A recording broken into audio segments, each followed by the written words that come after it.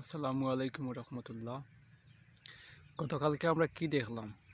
বিশ্ব ইজতেমার ময়দানে যেখানে মানুষ দিনের জ্ঞান শেখার জন্য যায় এবং ইমানের তালিম পাওয়ার জন্য যেখানে যায়, সেখানে কি হলো? এবং 3 জন মানুষ মারা গেল এবং 200 শতাধিক হাসপাতালে ভর্তি হলো। কথা হলো, আমরা আজকে দলে দলপন্থী হতে গিয়ে আমরা কি করতেছি? ইসলামে কোন কাজ বৈধ অবৈধ তার কোনো বালাই নেই। এটাই দেখে যে দল কি বলল।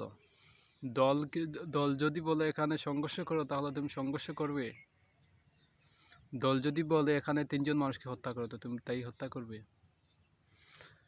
এখন উচিত হবে এই ইজতেমায় যারাই অংশগ্রহণ করেছিল তাদের মধ্যে শনাক্ত করতে হবে যে এরা কারা। নিঃসন্দেহে এরা চেয়েছিল যে এখানে একটা কিছু অরাজকতা সৃষ্টি করবে এবং বাংলাদেশের এই শান্ত পরিবেশকে অশান্ত করার জন্যই তারা এই ষড়যন্ত্রে লিপ্ত হয়েছিল, আমার যতটুকু মনে হয়। এবং এতদিন ধরে আমরা শুনে আসছি যে ইজতেমার ময়দানে কোনো রাজনৈতিক কোনো কার্যকলাপ হয় না, এখানে সর্বদলীয় মানুষ অংশগ্রহণ করে। কিন্তু আমরা এখন এসে দেখতেছি কি, এখানে নাকি 2টি গ্রুপ ছিল, সাদ গ্রুপ এবং জাবের গ্রুপ। তো আজকে আমরা মুসলমানদের এই অবস্থার জন্য দায়ী, আমরা নিজেই দায়ী। কেননা আমরা আল্লাহ এবং রাসূলের আনুগত্য না করে এখন আমরা কি করি? দলের আনুগত্য করতে অনেকেই করে। দল কি বলল, দল যেটা বলে সে সেটাই করবে, অথচ সে ভুলে গেছে যে কোনো দলের আনুগত্য করা যাবে না। একটি দলকে ততক্ষণ পর্যন্ত অনুসরণ করে যতক্ষণ সে কোরআন হাদিসের আলোকে তার দল পরিচালিত করে। আর অন্ধ অনুকরণ যদি করো এবং সেই দল যদি কোরআন সুন্নাহর বিপরীতে কোনো কাজ করে, সেই কিয়ামতের দিন দলসহ তোমাকে জাহান্নামে যেতে হবে। তুমি কিসের মুসলিম?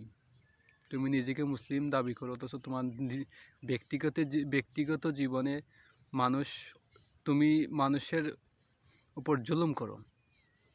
তোমার হাত থেকে কোনো প্রতিবেশী নিরাপদ নয়। তুমি মুসলিম। আজকে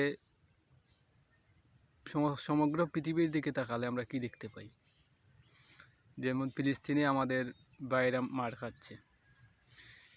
আমরা দেখতেছি কি সেখানে যে আরব নামক কিছু, তাদের কি বলবো, এগুলো তো মানে শুধু জুব্বা আছে বলেই আমরা তাদেরকে মহা কিছু মনে করি। কিন্তু তারা কি করেছে? নিজেদের স্বার্থের জন্যই তাদেরকে আজকে ভুলে গেছে। এবং কিছু কিছু দেশ আছে এবং সেই ফিলিস্তিনকে নিয়ে তারা রাজনীতি করতেছে। তো এই মুসলমানের এই অবস্থার জন্য আমরা নিজেরাই দায়ী। সুতরাং সবাইকে পরিশুদ্ধ হতে হবে।